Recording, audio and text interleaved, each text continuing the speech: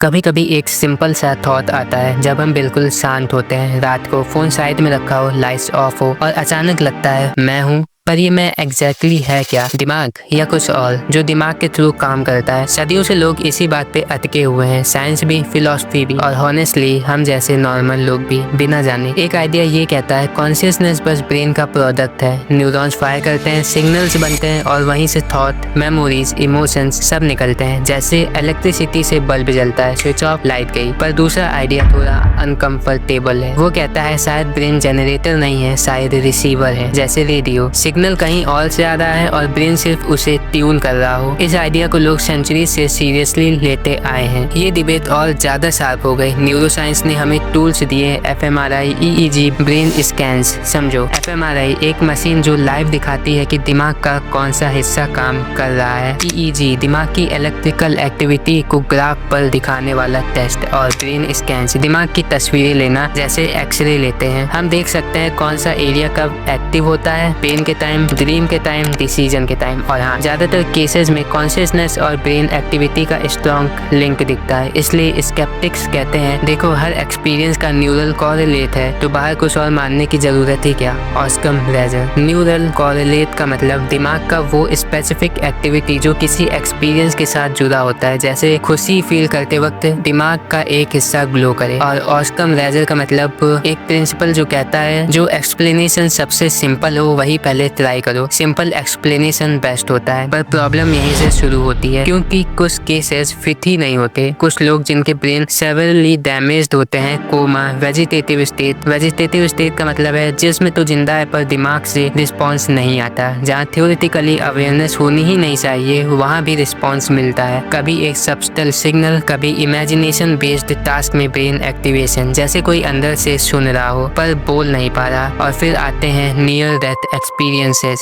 Clinical death का moment, flat EEG, no measurable brain activity. फिर भी लोग बाद में डिटेल्ड मेमोरीज बताते हैं, क्लियर थॉट, इमोशंस, कभी कभी एक्यूरेट ऑब्जर्वेशंस। इस पॉइंट पे डिबेट सिर्फ साइंटिफिक नहीं रहती, पर्सनल हो जाती है। स्केप्टिक्स कहते हैं सब हेलुसिनेशन है, स्ट्रेस रिस्पॉन्स, डाइंग ब्रेन का लास्ट फायरवर्क। और ये आर्ग्यूमेंट वीक भी नहीं है। ब्रेन एक्सट्रीम सिचुएशन में स्ट्रेंज चीजें कर सकता है, हम इसे अंडर एस्टिमेट नहीं कर सकते। पर फिर टर्मिनल ल्यूसिडिटी जैसे केसेस आते हैं जहां डिमेंशिया या ब्रेन डीजेनरेशन के पेशेंट डेथ से थोड़ा पहले अचानक क्लियर हो जाते हैं, पहचान लेते हैं, बात कर लेते हैं, गुड बाय बोल लेते हैं। मेडिकल टेक्स्ट बुक इसको एक्सप्लेन करने में स्ट्रगल करती हैं, क्योंकि डैमेज्ड टिश्यू सडनली रिपेयर नहीं होते। इस डॉक्यूमेंट का पॉइंट ये नहीं कि एक साइड को जीत दिला दी जाए। ये कोई बिलीफ सिस्टम पुश नहीं कर रहा है, ये बस इतना कर रहा है सारे कार्ड टेबल पे रख रहा है। Vegetative state research, near death experience studies, fMRI और ईईजी के method, gamma oscillation, historical account, ancient भी मॉडर्न भी, पाम रेनॉल्ड, इबन अलेक्जेंडर और उनके क्रिटिक्स भी, बिहेवियरिज्म से लेकर न्यूरल कॉरेलेट तक का शिफ्ट और उस शिफ्ट के ब्लाइंड स्पॉट, सब कुछ एक साथ। क्योंकि जब बात कॉन्शियसनेस की होती है ना, तो सिर्फ लैब के डेटा का सवाल नहीं होता। ये आईसीयू में लिए गए डिसीजन को अफेक्ट करता है, life support, end of life care, family के लिए होप या क्लोजर। अगर कोवर्ट अवेयरनेस पॉसिबल है तो वेजिटेटिव का मतलब क्या रह जाता है। और अगर कॉन्शियसनेस सिर्फ ब्रेन पे डिपेंडेंट है तो डेथ का एग्जैक्ट मोमेंट कौन सा है। 2026 में ये डिबेट और भी रेलेवेंट हो रही है। Brain, neuro imaging, AI consciousness के क्वेश्चंस, पर्सनहुड की डिफिनेशन हिल रही है। इसलिए ये इम्पोर्टेंट है, अनसेटलिंग है, क्लियर आंसर शायद ना मिले पर शायद सही क्वेश्चन मिल जाए और वहीं से सोच एक्चुअली शुरू होती है। कभी कभी साइंस खुद अपने ही अजम्पशंस को क्वाइटली शेक कर देती है, बिना अनाउंसमेंट के, बिना ड्रामा के, बस डेटा रखती है और कहती है अब इसको इग्नोर करके दिखाओ। मॉडर्न न्यूरोसाइंस यूजुअली ये मानता है कि कॉन्शियसनेस ब्रेन से ही निकलती है, न्यूरॉन्स का गेम, सर्किट, केमिकल, इलेक्ट्रिसिटी। सोचो एक यंग वुमेन के बारे में, 23 साल की, ट्रैफिक एक्सीडेंट, 5 महीने से वेजिटेटिव स्टेट में, बाहर से देखो तो कुछ भी नहीं, no speech, no movement, no response. Medical checklist के हिसाब से अनकॉन्शियस। रिसर्चर्स ने कुछ अलग ट्राई किया, एफएमआरआई स्कैनर्स के अंदर उससे बोला गया इमेजिन करो तुम टेनिस खेल रही हो। बस इमेजिन, कुछ बोलने को नहीं, और स्क्रीन पे supplementary motor area light up हो गया। एग्जैक्टली वही जगह जो हेल्दी लोगों में एक्टिव होती है जब वो टेनिस का मूवमेंट सिर्फ सोचती है। फिर उन्होंने बोला,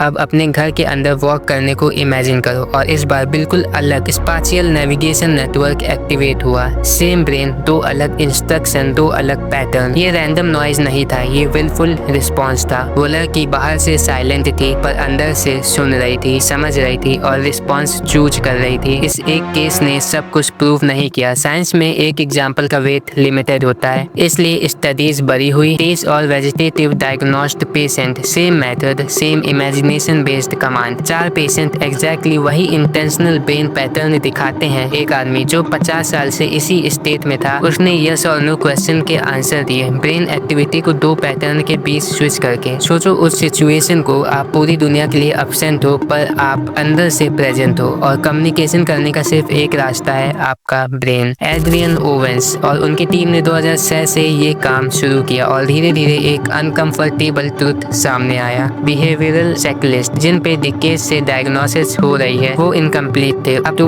1 in 5 केसेस में हिडन अवेयरनेस मिस हो रही थी। इसका प्रैक्टिकल इम्पैक्ट भी हुआ। आईसीयू में एफएमआरआई और एडवांस स्कैन का यूज बढ़ा। पेन मैनेजमेंट प्रोटोकॉल्स चेंज हुए। कम्युनिकेशन के नए तरीके सोचे गए, क्योंकि अगर कोई सुन सकता है तो उसे ट्रीट करना भी अलग होना चाहिए। अब थोड़ा और आगे चलते हैं लाइफ के एंड की तरफ। 2013 में एक एनिमल स्टडी हुई चूहों पर कार्डियक अरेस्ट के बाद। जब हार्ट बंद हो जाता है, ब्रेन में एक्सपेक्टेड चीजें होती हैं, साइलेंस, स्लो फीडिंग, पर जिम बॉर्डिंग की टीम ने कुछ और देखा। 30 सेकंड तक coordinated gamma waves around 40 hertz. ये वही ऑक्सीलेशन होती है जो वेकिंग कॉन्शियसनेस, अटेंशन, मेमोरी के साथ लिंक्ड होती है। काफी लोगों ने कहा ये एनिमल्स है, ह्यूमंस पे अप्लाई मत करो, फेयर पॉइंट। पर फिर 2023 में ह्यूमन डेटा आया। 4 कैमाटोज पेशेंट, वेंटिलेटर्स हटाए गए, end of life situation. 2 patient में जैसे ही हार्ट स्टॉप हुआ, टेम्पोरो परीटो ऑक्सीपिटल रीजन में, इसका मतलब दिमाग के साइड, अपर और पिछले हिस्से जहां विजन और मेमोरी प्रोसेस होती है, इंटेंस गामा सर्जेस आए। ये रीजन मेमोरी और सेंसेशन से जुड़े होते हैं। एग्जैक्टली उस मोमेंट पे जब थ्योरेटिकली कॉन्शियसनेस प्रोसेसिंग इम्पॉसिबल होनी चाहिए थी, कोई ग्रैंड कंक्लूजन नहीं निकाला गया, पर क्वेश्चन जरूर खड़ा हो गया। और फिर आता है टर्मिनल ल्यूसिडिटी। ये कोई नया फिनोमिना नहीं है। लोग जो सालों से किसी को पहचान नहीं पाते और फिर डेथ से थोड़ा पहले clear speech, recognisation, coherent conversation. एक 92 साल का पेशेंट सालों से रिलेटिव्स को आइडेंटिफाई नहीं कर पा रहे थे, फाइनल डे पे नाम लेके बात करते हैं, पुरानी मेमोरीज शेयर करते हैं। फैमिलीज के लिए ये मोमेंट स्ट्रेंज होता है, ब्यूटीफुल होता है और थोड़ा अनसेटलिंग भी, क्योंकि जो ब्रेन टिश्यू लॉस्ट हो चुका है वो वापस नहीं आता। तो ये क्लैरिटी कहाँ से आई? और फिर कुछ केसेस ऐसे हैं जो बिल्कुल स्ट्रक्चर को ही साइलेंस कर देते हैं। हाइड्रोसिफेलस। 1980s में ब्रिटिश न्यूरोलॉजिस्ट जॉन लॉर्बर ने डजन्स ऑफ पेशेंट डॉक्यूमेंट किए। ब्रेन स्कैन्स में दिख रहा है extreme reduction, skull mostly fluid से भरा हुआ और फिर भी नॉर्मल लाइफ्स। एक mathematics student, first class honours, IQ 126, उसका कॉर्टेक्स बेरली 1 मिलीमीटर थी। क्वेश्चन सिर्फ ये नहीं कि ब्रेन प्लास्टिसिटी कितनी है, क्वेश्चन ये भी है मिनिमम कितना ब्रेन कॉन्शियस एक्सपीरियंस के लिए काफी है। और फिर history, ancient account. 375 BCE Greek soldier battle में गिरा, डेड समझा गया, फ्यूनरल चिता पे रखा गया, 12 दिन बाद रिवाइव हुआ। उसने बताया सोल्स का जजमेंट, दरवाजे, लाइफ्स का सिलेक्शन, कॉस्मिक जर्नी। आज कॉन्शियसनेस पे ओपनली बात होती है। 1990 से पहले कॉन्शियसनेस ऑलमोस्ट टैबू थी न्यूरोसाइंस लैब्स में। उस टाइम डोमिनेंट आइडिया था बिहेवियरिज्म। BF स्निकर्स और उनके फॉलोअर्स का सिंपल सा रूल, जो मेजर नहीं कर सकते उसके बारे में बात मत करो। पर कुछ केसेस सिर्फ इग्नोर नहीं होते। पाम रेनॉल्ड, उसका ऑपरेशन रूटीन नहीं था, aneurysm, deep hypothermic cardiac arrest. Doctor ने उसका बॉडी टेम्परेचर 60 डिग्री फ़ारेनहाइट तक कूल किया, हार्ट स्टॉप, ब्लड ड्रेन किया गया ब्रेन से, EEG फ्लैट। इस स्टेज पे नॉर्मल कॉन्शियसनेस के लिए कोई बायोलॉजिकल सपोर्ट नहीं होता। पाम बाद में बताती हैं एक शार्प हाई डिनोट साउंड, जैसे कोई स्विच फ्लिप हुआ हो। फिर वो डिस्क्राइब करती हैं कि वो ऑपरेटिंग टेबल के ऊपर फ्लोट कर रही हैं, सर्जन्स को देख रही हैं, बोन से 100 का शेप बताती हैं, उनकी बातें बताती हैं। फिर tunnel, light, decreased relatives. Important बात ये नहीं कि स्टोरी ब्यूटीफुल है या नहीं, इंपॉर्टेंट ये है कि जो डिटेल्स उसने बताई वो बाद में वेरीफाई हुए। स्केप्टिक्स कहते हैं memory reconstruction, post op hallucination, anaesthesia effect और हाँ, ये पॉसिबिलिटीज एग्जिस्ट करती हैं, पर टाइमिंग का सवाल रह जाता है। EEG फ्लैट था, ब्रेन ब्लडलेस था। इसी टेंशन में इबन अलेक्जेंडर का केस आता है। न्यूरोसर्जन खुद bacterial meningitis week long coma, उसका नियोकॉर्टेक्स जो हायर कॉग्निशन से लिंक्ड होता है इफेक्टिवली ऑफलाइन, और फिर भी वो डिस्क्राइब करता है hyper real experience, light, music, knowledge जो वर्ल्ड से परे थे। इस केस को भी क्रिटिसाइज किए गए, पर ये केसेस एक साथ एक प्रेशर बिल्ड कर देते हैं। क्या हर एक्सपीरियंस को डाइंग ब्रेन हेलुसिनेशन बोल के कम्प्लीटली क्लोज कर सकते हैं? इसी जगह पे हिस्ट्री वापस आती है। Late 80s William James, psychologist, philosopher, उस टाइम भी न्यूरोसाइंस प्रिमिटिव थी, पर जेम्स ने एक आइडिया रखा जो सरप्राइजिंगली मॉडर्न लगता है। उसने कहा शायद ब्रेन जनरेटर नहीं है, शायद फिल्टर है। कॉन्शियसनेस यूनिवर्सल हो सकती है और बायोलॉजिकल सिस्टम उसको लिमिट करते हैं, चैनल करते हैं। जैसे व्हाइट लाइट प्रिज्म के पास हो के कलर बन जाती है, ब्रेन डैमेज हो तो एक्सपीरियंस डिसॉल्व हो जाता है, पर सोल से शायद वही रहता है। ये फिल्टर या रिसीवर मॉडल मटेरियलिस्ट व्यू से बिल्कुल अपोजिट है। डोमिनेंट व्यू ये कहता है consciousness equal to brain output. Neuroscience का स्कोप टाइम के साथ चेंज होता रहता है, होता रहा है। जो कल अनसाइंटिफिक था आज मेन स्ट्रीम है, और जो आज फ्रिंज लगता है शायद कल का सेंट्रल क्वेश्चन हो। कॉन्शियसनेस का डिबेट सिर्फ डेटा का नहीं है, लेंस का भी है, और लेंस टाइम के साथ शिफ्ट होता रहता है। इस पॉइंट तक आते आते एक नेचुरल पुशबैक आ जाता है, और हॉनेस्टली आना भी चाहिए। स्केप्टिक्स का कहना सिंपल है, बहुत ग्राउंडेड है। वो कहते हैं इसमें बाहर की कॉन्शियसनेस लाने की जरूरत ही नहीं, ब्रेन खुद काफी कॉम्प्लेक्स है, हम उसे पूरी तरह समझ ही नहीं पाए हैं। स्ट्रोक एक स्पेसिफिक मेमोरी मिटा देता है, ट्यूमर पर्सनैलिटी बदल देता है, डैमेज जहाँ होता है इफेक्ट वहीं दिखता है। इस प्रिसीजन के साथ अगर कॉन्शियसनेस कहीं और से आ रही होती तो ये टाइट मैसिंग कैसे होती? रिसाइडुअल ब्रेन एक्टिविटी जो हम मेजर नहीं कर पा रहे हैं, oxygen starved hallucination, neurotransmitter surges, instrumentational limits, इन सब को स्केप्टिक्स काफी मानते हैं। हाइड्रोकेफेलस के केसेस में भी वो कहते हैं ब्रेन गायब नहीं है, कंप्रेस्ड है, थिन लेयर्स भी काम कर सकती हैं। Karen Ann Quinlan, persistent vegetative state, family ने लाइफ सपोर्ट हटाने का डिसीजन लिया, केस कोर्ट तक गया। इस केस ने एक प्रेसिडेंट सेट किया, एंड ऑफ लाइफ राइट्स से दुनिया भर के लॉज शेप हुए। उस टाइम एजम्पशन सिंपल थी, वेजिटेटिव मतलब अनअवेयर, पर जब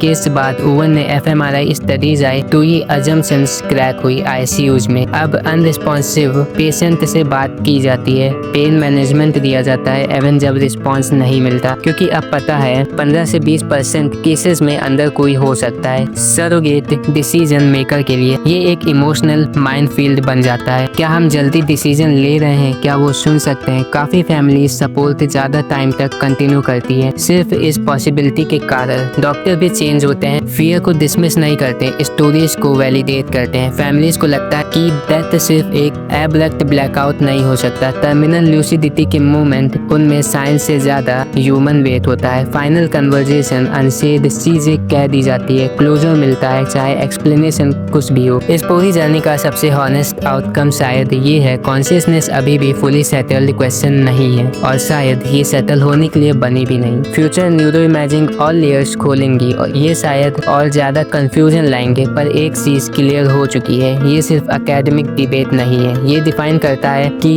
हम लाइफ को कैसे देखते हैं, डेथ को कैसे समझते हैं, और एक इंसान को कब प्रेजेंट मानते हैं। ब्रेन सब कुछ है या ब्रेन सिर्फ एक हिस्सा है? शायद जवाब अभी नहीं, पर सवाल अब अवॉइड नहीं किया जा सकता।